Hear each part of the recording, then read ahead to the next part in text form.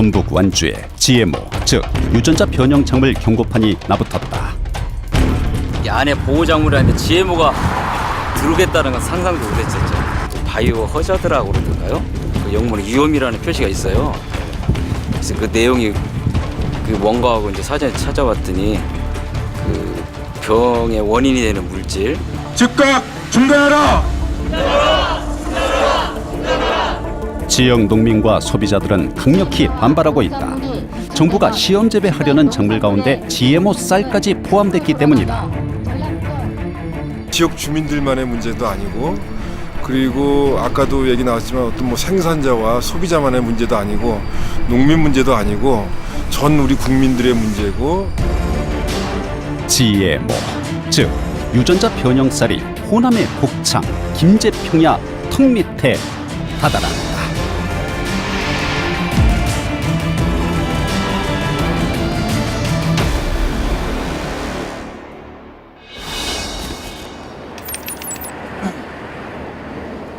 GMO 쌀 시험 재배는 아주 은밀히 진행됐다.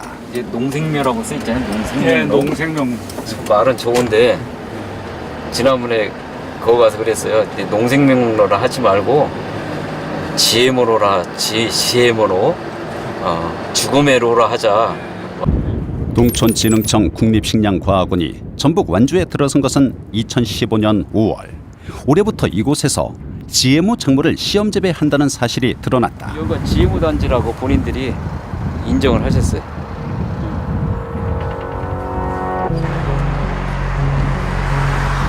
철제 울타리 안에서는 GMO 작물을 시험 재배할 단지가 조성되고 있다. 이게 전부 다 그 GMO는 아니더라도 아마 지금 이렇게 공사하고 있는 것이 기다고 이렇게 얘기를 했거든요. 여기가 심을 거다 뭐 이런 식으로 얘기를 하는 겁니까? 네, 올해 재배가 들어간다고. 지역 주민들과 협의조차 하지 않았다. 농민들도 GMO 시험 재배 단지가 들어선다는 사실을 우연히 알게 됐다. 이제 우리가 이렇게 농사지러 다니는 통로거든요. 지나가다 보니까 이제 그런 표시가 있어요. 그래서 알고 봤더니 여기가 GMO 단지라는 그런 내용이었죠. 그 표시를 보고 알게 되신 거예요? 네, 네, 표시. 전혀 그전에는 농진청에서는 그런 얘기는 없었고요. 네, 네. 주민들하고 전혀 협의가 없었죠. 바로 코앞에 유전자 변형 작물 시험 재배 단지가 들어선다는 소식에 농민들은 충격을 받았다. 그러니까 평시에 우리 농사일만 잘하면은 농촌에서 잘 살 수 있을 줄 알았는데 저런 거 생겨가지고 걱정이에요. 하더라도 정 필요 오면 어디 구석진 데 가서 했으면 좋겠어요. 우리 동네 아니고 딱 어디 가둬진 데서 하면 좋지. 어디 해필이면 우리 눈앞에다가 그런 걸 하냐고요. 농민들은 GMO 재배장에 유전자 변형 작물의 씨앗과 꽃가루 등이 유출돼 인근 농작물을 오염시킬 가능성이 있다고 주장한다. 물이 주변의 농경지로 유출되었을 가능성이 있다. 특히 농촌진흥청 주변 지역은 유기농쌀과 농작물을 생산하는 친환경 단지이기도 하다. 때문에 GM벼와 농작물이 유출되면 주변 농산물의 유기농 인증은 숲으로 돌아가며 정부가 앞장서서 이걸 농민도 모르게 뭐 개발 사업단을 만들고 또 뭐 이렇게 친환경 단지 옆에서 이렇게 추진했다는 것 자체가 큰 충격이고, 지금까지 밀실에서 추진되어 온 것을 좀 투명하게 밝히고, 그리고 앞으로 뭐 개발 사업단이라든가 또 지금까지 진행된 모든 것을 소상히 밝히고 개발 사업단을 해체하고 지금 작물을 그야말로 안전성이 확보되는 세계적으로 확보됐다는 뭐 이런 있기 전까지는 작물 재배를 금지해야 된다고 봅니다.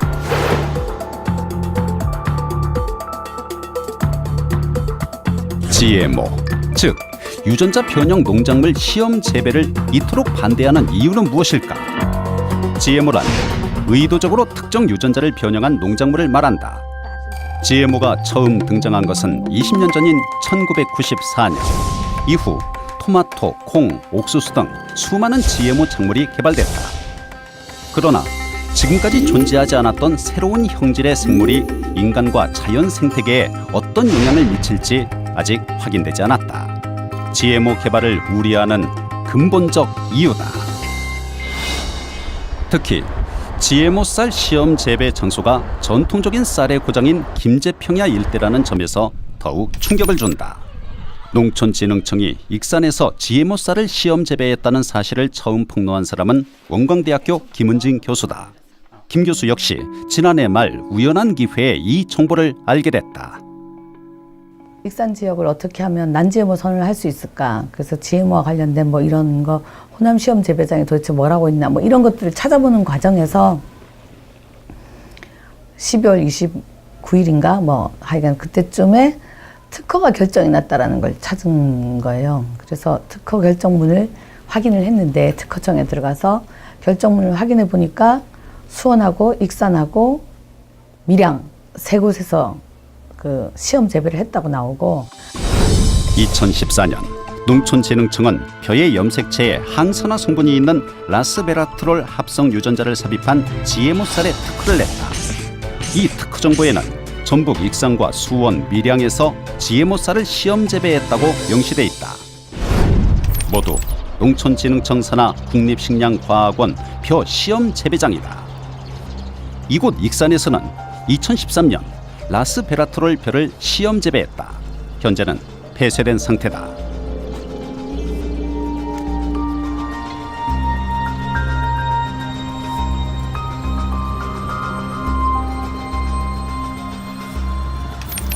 (2015년) 농촌진흥청이 이전하면서 전북 완주 일대가 GMO 개발의 중심지가 됐다.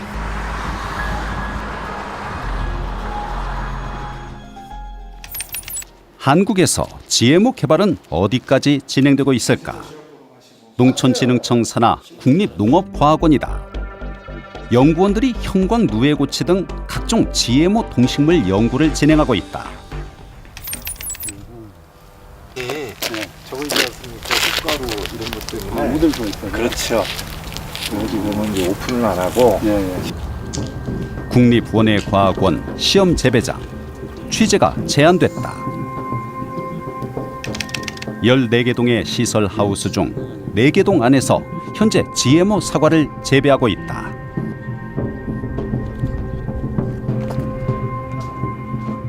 우리가 청에서 개발하고 있는 GM 작물은 작물, 곤충, 가축 등 해서 한 170여 종을 지금 개발을 하고 있습니다. 이 170여 종이 대부분이 아직 시험 단계에 있는 것들이고 유해성 평가 단계에 간 것은 3종입니다. 그게 그 누에 1종과 벼 2종입니다. 정부가 GMO 개발을 본격적으로 시작한 것은 2011년 농진청 산하의 GMO 작물 개발 사업단을 발족하면서부터다. 사업단은 그동안 각종 GMO 농작물을 개발해 특허 출원했다.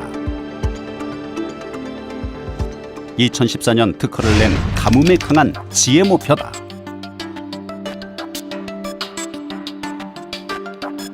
특정 제초제에서도 견딜 수 있는 GMO 콩도 개발했다. 비타민 A 성분을 강화한 GMO 황금쌀도 개발했다. 특정 제초제에 잘 견디는 GMO 쌀도 개발했다. 바이엘사의 제초제 파스타에 저항 능력을 가진 이 벼가 상용화될 경우 바이엘사도 큰 이익을 얻을 것으로 전망된다. 바이러스 저항성 GMO 고추도 개발했다. 그동안 어떤 GMO 작물을 노지에서 시험 재배했을까? 농진청은 GMO 작물의 노지 시험 재배 사실을 공개하지 않아 왔다. 아직은 뭐 다른 그 이제 온실이라든지 밀폐되어 있는 공간이 아닌 노지 격리 포장해서 시험 재배를 했던 작물이 레스피라트롤 생성벼 말고는 없다는 말씀이죠? 아니요. 지금 유해성 평가할 때도 심어서 실험을 해야 이게 문제가 있다 없다를 우리가 판정을 내려주죠. 그러니까 그럼 노지 격리 포장에서 재배한 다른 것들이 또 있다? 그럼요. 그게 어떤 것들인지 말씀 주세요. 예를 들면은 우리가 실험을 할 때 유해성 평가를 하기 위해서 뭐 어떤 이제 신청이 들어오잖아요. 그러면 이제 우리가 실험을 할 때는 재배 시험을 해야 그 결론을 유해성이 있다 없다를 판정을 내리죠. 그러니까 그 품목이 뭐는지. 지금 대부분의 품목들이 GM 농산물로 들어오는 것들은 품목들 다 실험을 합니다. 아닙니다. 죄송합니다. 온실에서 나와가지고 예. 포장해서 예. 이제 재배를 해봐야 되는 것들이 있지 예, 않습니까? 예, 예. 그런 것들이 일부가 재배될 예정인데 그게 뭔지 말씀. 그거는 사실은 이제 벼가 재배가 된 물론 저희가 이제 몇 가지 그 특성이 있는 벼가 있습니다만은 그 부분은 지금 이제 환경 방출 승인이 2016년도에 곧 납니다. 아직은 이제 왜냐하면 아직 모를 심을 때가 아니잖아요. 농진청은 답변을 회피했다.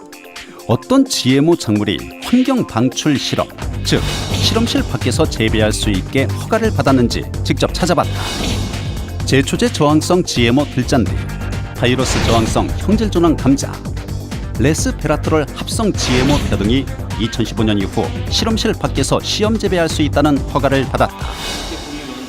올해 3월 전북 지역 농민 환경 단체들은 그동안 어떤 GMO 작물이 야외에서 시험 재배됐는지 알기 위해 정보 공개를 청구했고, 농진청의 답변을 기초로 전국 7개 지역에서 10개 품목의 GMO 작물이 시험 재배되었다는 사실을 밝혀냈다. 농촌진흥청은 수원에서 벼, 포플러, 이태리 포플러를, 천안에서 알팔파를, 완주에서 사과, 벼, 감자, 콩을, 전주에서 들잔디, 벼, 콩, 국화, 유채를, 무안에서 유채를, 평창에서 감자를, 밀양에서 벼를 시험 재배했다. 총 7곳, 10개 품목의 GMO 작물이다. 정농마을의 경우 마을 바로 앞 GMO 시험장에서 사과를 시험 재배하고 있다. 농민들은 GMO 작물이 유출되어 주변의 농작물을 오염시킬 위험이 있다고 우려한다.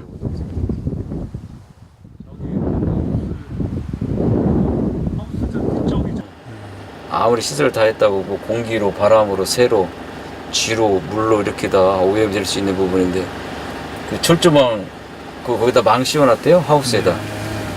망 씌워놨는데 그 그물망 씌워가지고 되겠냐고요. 태풍 불면 뭐 하우스 뭐 다 날아가 버리지. 익산 GMO 시험 재배장. 꽃가루가 날려 인근 농작물이 오염되는 것을 막기 위해 방풍림을 조성해놨다.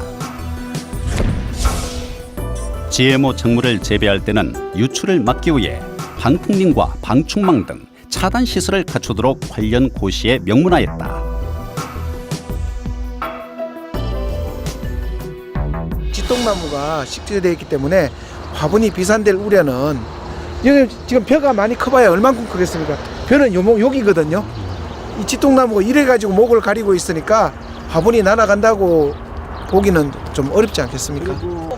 그런데 GMO가 아닌 일반 벼를 키우는 농과 불과 2-3m 떨어져 있을 뿐이다. 문제가 없을까? 요 길폭은 뭐 2-3m 이내지 않습니까? 그죠? 그렇지만은 이제 말씀하셨던 그 부분에서 지금 여기까지 치면 이제 3m가 넘겠죠. 그리고 그 안쪽에 또 이제 심는 부분에 떨어지잖아요. 자연 생태계에서는 과단위 사이에서 자연 교배를 하는 경우가 굉장히 많아요. 근데 이제 그렇게 되면 이제 자동으로 불임이 되거나 도태가 되거나 하는 경우도 많지만, 만약에 그런 식으로 돼서 유전적인 오염이 생겼을 경우에 대한 우려도 해야 되고요. 그 다음에 이제 이게 심어졌는데 땅에서 썩었단 말이에요. 그러면 이제 땅에서 썩는 과정에서 생겨난 그 유전자가 다른 뭐 토양에 있는 미생물이랄지 아니면 그런 쪽으로 또 이전할 가능성에 대한 것도 한번 고려를 해봐야 되고, 새가 먹고 옮겼을 가능성, 그러니까 가능성이라는 거는 무궁무진하게 많다는 거예요. 벼가 아무리 자가 수분을 한다 하더라도요. 그래서 이게 안심할 수 없는 문제인 거죠.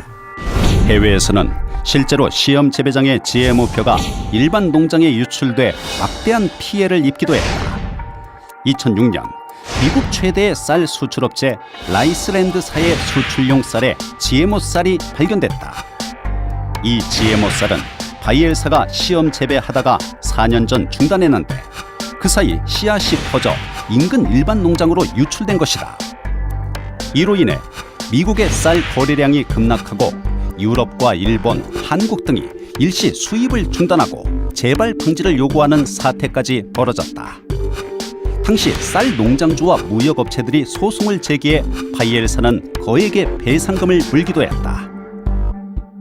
And this was literally when they went back and looked at it, they don't know how the contamination happened, but it's clear to me what happened is those experimental plots must have been near where what's called the foundation seed is grown, which is the seed that gets bulked up to be sent to farmers, because it literally contaminated half the long grain rice exports. It was estimated to cause, it was the largest rice contamination event in our history. 한국에서도 수입한 GMO 작물이 전국 곳곳에서 발견되고 있다. 2009년에서 2014년 사이에 전국 59곳에서 자라고 있는 옥수수, 면화, 유채, 콩 등의 GMO 작물이 발견되고 있다.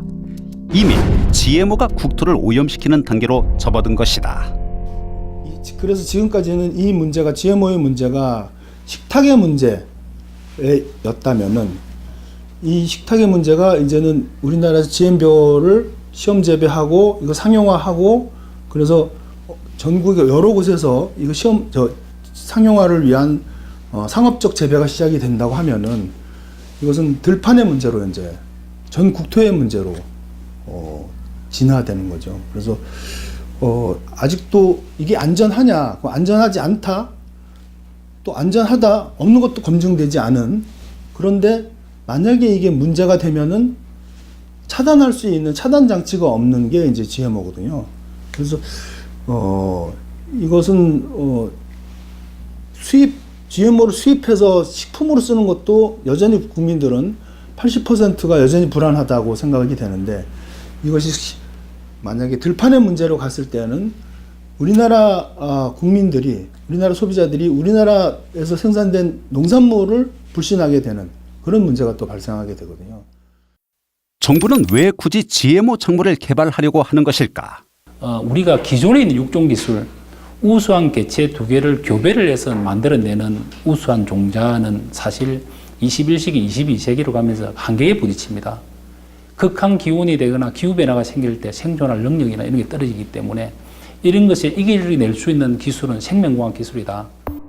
우리 사회에 GMO 개발을 옹호하는 강한 흐름도 나타났다.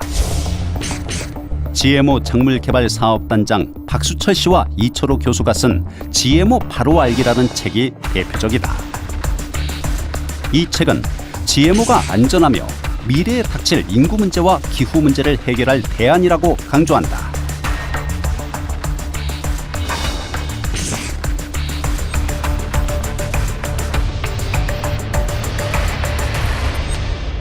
됐어요.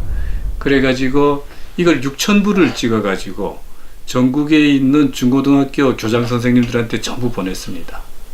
특히 과학 선생님들한테 이 책을 좀 읽혀가지고 올바른 GMO 교육을 어린 학생들한테 심어줘야 된다. 지금 우리나라 그 중고등학교 교재는 이 GMO에 대해서 대단히 부정적으로 써 있습니다. 이철호 교수가 이사장을 맡은 한국식량안보연구재단은 각종 세미나와 기고를 통해 GMO를 홍보해왔다. 이 재단의 운영비와 활동비는 누가 지원하는 것일까? 기부금을 내는 재단 이사에는 CJ제일제당, 삼양사, 대상, 농심 등 대형 식품 가공업체의 대표급 이름이 올라있다. 이들은 매년 수천만 원씩을 재단에 기부하고 있다. GMO 작물을 수입하는 대표적인 대기업들이다. 우리 이사회는 후원하는 그 사람들이 이제 이사로 다 후원금 계속 대출. 예. 그러니까 이 기업들이 또 공교롭게도 이 GMO를 많이 수입하는 기업으로 또 우리나라 식품 회사 중에 GMO 안 쓰는 회사가 없어요. 그런 사실은 농업 분야가 이제 식량 공급에 기여할 수 있는 거는 전체의 한 40%밖에 안 돼요. 그러니까 반 이상을 식품 산업이 하는 겁니다. 식품 산업이 전 세계에서 식량을 수입해다가 가공해서 공급하죠. 그러니까 이런 상황에서 식품 산업이 식량 안보에 대단히 중요한 역할을 하는데 당신네들이 식량 안보에 관심을 가져야 된다. GMO를 개발해온 거대 다국적 기업들도 GMO 바로알기 책을 유통시키는 데 관여한 사실이 드러났다.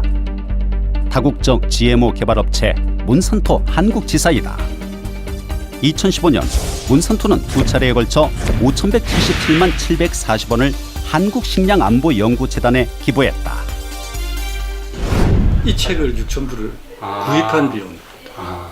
예. 몬산토 코리아에서? 몬산토 코리아에서 그걸 구입해가지고, 예. 그래서 그걸 우리가 보냈죠. 우리가 몬산토 코리아를 항상 뭐 색안경을 쓰고 볼 필요는 없어요. 그 사람들도 세계 식량을 정말 잘 생산하기 위해서 일하는데, 그 이제 재단에서 몬산토한테 이제 좀 이거를 홍보를 하는데 필요하니까 좀 후원해라 이렇게 요구를 하시는 건가요? 아니면 제가 이 책을 보고 네.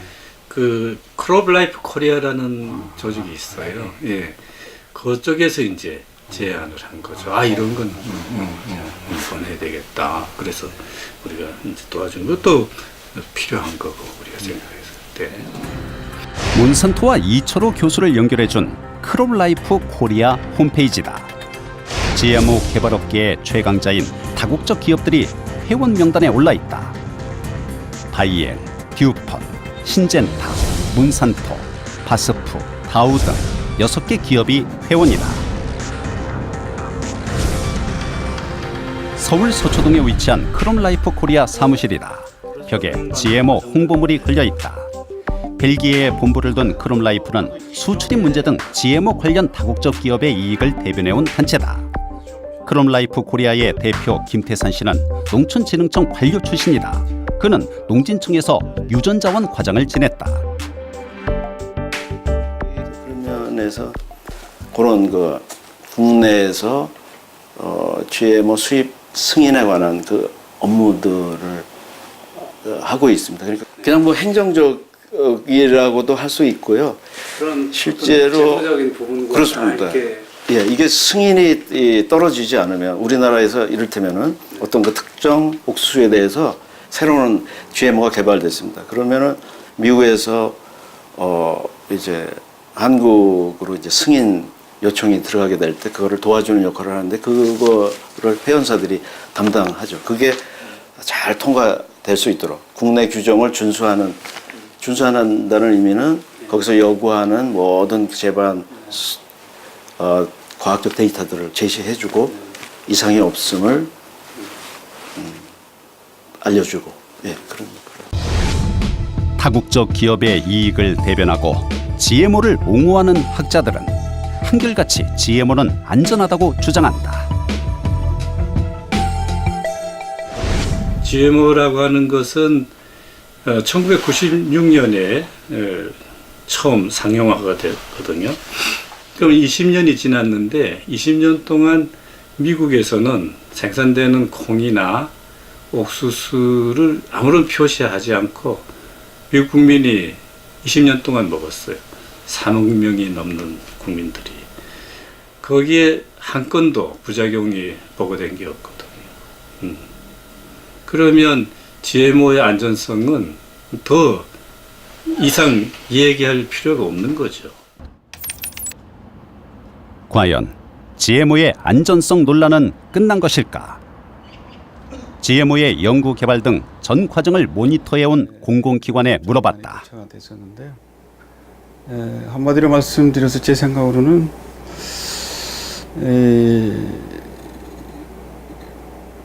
현재 수준에서 현재 우리 인류가 알고 있는 수준에서의 안전성을 확인한 결과로는 아직으로 객관적으로 모든 사람들이 어그리할 만한 위험하다, 아니다 라고 결론하기는 힘들다고 보고요. 실제로 세계 곳곳에서 GMO의 안전성 논란은 여전히 진행 중이다. 필리핀 농민들은 2013년 GMO 쌀인 골든라이스 시험 재배를 반대하는 시위를 벌였다. GMO의 본고장인 미국에서는 GMO 표기 문제가 쟁점으로 떠오르고 있다.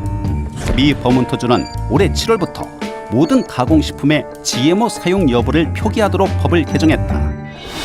GMO 표기 여부는 한국의 소비자들에게도 관심사다.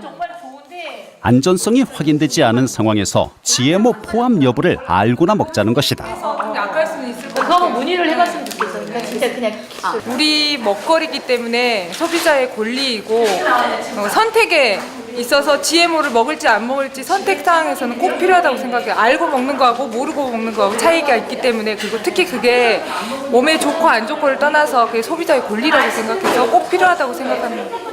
한국은 식용으로 사용되는 GMO 곡물의 세계 최대 수입국이다. 옥수수, 대두, 카놀라 등 수입 GMO 곡물은 전분당, 전분, 식용유 등을 만드는 데 사용된다. 2013년 국회 국정감사에서 2010년에서 2012년 사이 3년 동안 GMO 콩과 옥수수의 수입 현황과 관련 업체들이 공개된 적이 있었다. 식용 GMO의 경우 CJ 제일제당, 사주 해표, 대상 등이 GMO 콩과 옥수수를 수입하는 것으로 드러났다. 그런데 그 뒤 정부는 GMO 수입업체의 현황을 공개하지 않고 있다. 국내에 이 GMO 그 원료를 수입해서 이제 식품 가공식품을 생산하는 그 업체의 이제 수입 현황에 대해서 좀 자료를 요청을 드릴 수 있을까 하고 전화드렸거든요. 그런 거를 이제 확인하시려면 업체에다 문의하셔야지. 네. 저희한테, 왜냐면 저희가 만약에 그걸 공개를 해서 네. 업체에서 저희한테 손해배상을 청구를 하게 된다면 네. 저희가 더 어렵잖아요, 그거는. 아, 네. 네, 왜냐면 이제 저희가 법에서는 너희들 공개하지 말라고 했는데 네. 이걸 왜 공개를 했느냐? 우리가 사실 거기 업체한테 무슨 뭐 이득을 주려고 하는 것이 아니라 네. 우리가 우리 법을 지키면서 우리를 방어하려고 그러는 것이지. 네. 우리가 무슨 업체들은 뭐 이득을 주려고 하는 것은 절대 아닙니다, 그거는. 아, 네. 2015년 경실련은 식품의약품안전처를 상대로 GMO 수입업체와 현황을 공개하라는 정보공개 청구 소송을 제기했다. 법원은 소비자의 알 권리를 위해 GMO 수입업체의 현황을 공개하라고 판결했다. 그런데도 식약처는 공개를 거부한 채 항소했다.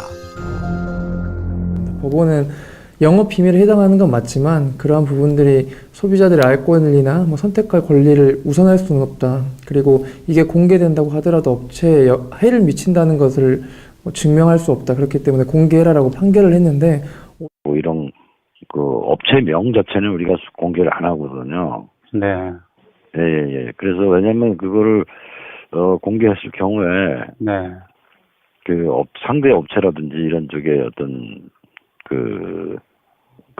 뭐랄까 그런 것이 뭐 하여튼 그런 게 될 수 있기 때문에 네. 상대 업체들이 알고 이제 거기에 이제 대응한다든지 네. 뭐 이런 것들이 있을 수 있기 때문에 네. 예, 저희가 그 비공개로 계속 저희가 해왔어요. 해왔는데 네네네. 그래가지고 지금 그 법원에서 지금 이런 다툼이 있는 거죠. 현재 시중에서 판매되는 가공식품의 상당수는 GMO 농산물을 수입 가공해 만든 것들이다. 하지만 GMO 농산물을 원재료로 사용했다고 표기한 제품은 단 하나도 찾아볼 수 없다. 분명히 그렇게 많은 GMO들이 우리나라에 많이 수입되어 들어온다고는 하는데 이런 표시를 봤을 때 어디에도 이게 표시가 되어 있지 않으니까 과연 얘네들이 어디에 있는지 그래서 좀 이렇게 물품을 구입할 때 불안한 경우가 많이 있습니다. 2015년 12월 GMO 표기법이 개정됐다. GMO 단백질이 포함된 재료를 직접 사용한 제품에 한해 분량에 관계없이 GMO 여부를 표기하도록 했다. 그러나 단백질을 제거한 제품의 경우 GMO 곡물을 사용하더라도 GMO 표기를 할 필요가 없다. 결국 GMO 곡물로 가공되는 대표적인 제품인 식용유와 간장 등은 여전히 GMO 사용 여부를 표기하지 않아도 될 길을 터놓았다. 이제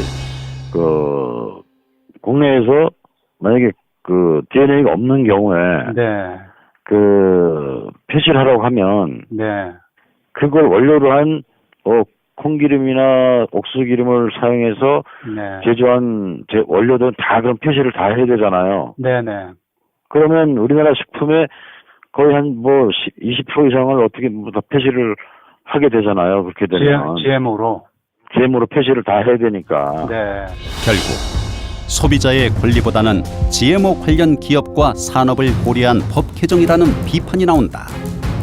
국내 GMO 가공업체들이 후원하는 일부 학자들의 선전 활동과 해외 다국적 GMO 기업들의 막강한 로비, 그리고 산업 논리를 앞세운 정부의 삼각공세 속에서 GMO 농산물이 알게 모르게 우리 먹거리와 밥상을 잠식해오고 있다.